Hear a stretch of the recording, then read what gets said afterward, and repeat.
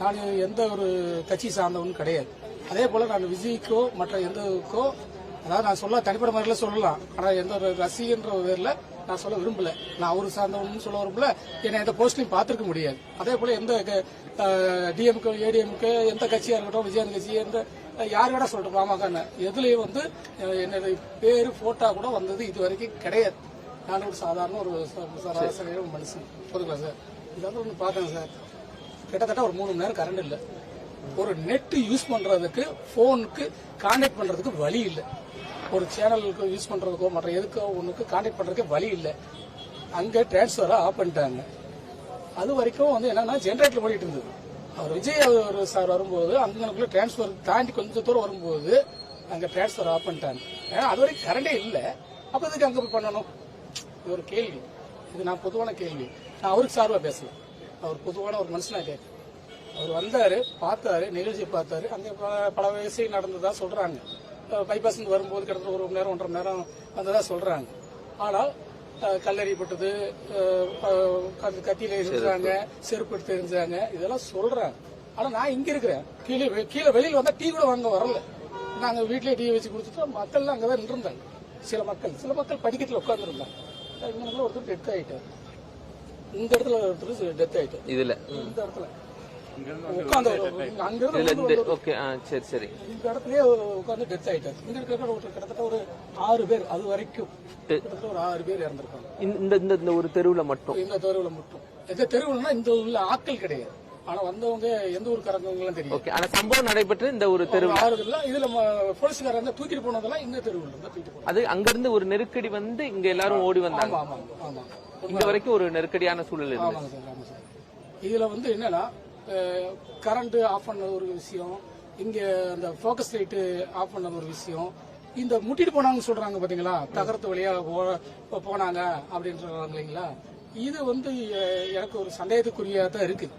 அது நான் சில ரெக்கார்டு எடுத்து வச்சிருக்கிறேன். ஆனால் என்னன்னா போனவங்க உட்கார்ந்து பாக்குறதுக்கு போனவங்க லிஸ்ட் தான் எனக்கு தெரியுது. சிலர் வந்து இந்த பக்கம் நடந்த நிகழ்ச்சிகள்லாம் கொஞ்சம் தெரியுது. இது நான் அரசு சம்பந்தமா பேச விரும்பல. ஏதோ ஒன்று நடந்திருக்கு மொத்தத்துல. ஆனால் மொத்தத்துல கும்பல் ஒருத்தருக்கு ஒருத்தர் நெருக்கி கொள்ளக்கூடிய அளவுக்கு மக்கள் பண்ணதும் தவறு. என்னன்னா தலையில குழந்தைய தூக்க வச்சுட்டு உருமாலை கட்டிக்கிட்டு ஆட விட்டது தவறு. அவங்க கீழே விழுவாங்களா மேல விழுவாங்களா, அது நமக்கு தேவையில்லாத ஒரு காரியம். அது நம்ம ஒரு செய்த ஒரு முட்டாள்தனமான ஒரு விஷயம். அந்த விஷயத்துல பெற்றவங்க தவறு பண்ணிட்டாங்க. இந்த மாதிரி கும்பல் நெரிசலியை தவிர்க்கிறதுக்கு சரி ஒரு பிரபலமான ஒருத்தர் வர்றாருன்னு சொல்லி ஏதோ ஒரு இடத்த நீங்க கேட்கிற இடம் கொடுத்துடலாம், ஒரு 14 ஏக்கரா 15 ஏக்கரா கொடுத்துருக்கலாம், கொடுத்து செஞ்சிருக்கலாம். இப்ப அந்த ஒரு இது நெருக்கடியான ஒரு இடம்ங்கிறது தெரியும். அப்படி இருந்தும் என்ன பண்ணிருக்காங்க, கொடுத்துருக்காங்க. தள்ளுமுள்ளுக்கு இந்த இடத்துல என்ன காரணம்? திடீர்னு அதிகப்படியான தள்ளுமுள்ளு ஏற்பட்டது சார். ரசிகர் ஒருத்தர் பிரபலமான ரசிகர் வர்றாரு, அவரு அதனால மக்கள் இப்படி வந்துட்டாங்க சார். இப்போ ஆம்புலன்ஸ் வந்துச்சு அப்படின்னு சொல்றாங்க. ஆம்புலன்ஸ் இங்க ஒரு 4 ஆம்புலன்ஸ் முன்னாடி வந்துருச்சு சார், பெரிய பெரிய ஆம்புலன்ஸ். இங்க ஒருத்தருமே டெத் ஆகல, எதுவுமே ஆகல, அடிபடல, எதுவுமே பண்ணல, எதுவுமே நடக்கல. சுத்தி ஒரு 50 அது பின்னாடி தான் வந்தது. ஆனால் ஒரு 4 ஆம்புலன்ஸ் வந்தது, ஒருத்தர் கூட பாடி ஏத்திட்டு போல.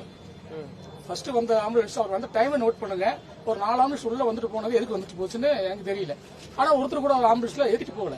ஆனால் விஜய் சார் வந்து போனதுக்கு அப்புறம் நெருக்கடியானது உண்மைதான். ஆனால் அங்க அதுக்கப்புறம் ஆம்புலன்ஸ்ல எத்தனை ஆம்புலன்ஸ் வந்ததுங்கிறது எனக்கு நான் கணக்கு வைக்கல. ஆனால் வந்துட்டு போனாங்க. ஆனால் மக்கள் தான் பாதிக்கப்பட்டாங்க. இதுல என் தாய் பிள்ளைங்க இருக்கு, சகோதரிகள் இருக்கிறாங்க, குழந்தைங்க, பச்சிளம் குழந்தைங்க. 10 லட்ச ரூபா 20 லட்ச ரூபாங்கிறதுலாம் எங்களுக்கு மேட்ரு கிடையாது. 2 லட்ச ரூபா இவர் பிஎம் கொடுக்குறாரு, இதெல்லாம் எங்களுக்கு விஷயம் கிடையாது. அந்த குழந்தைய தர முடியல சார்? சொல்லுங்க. 7 குழந்தை இருந்து சொல்றீங்க, தர முடியுமா?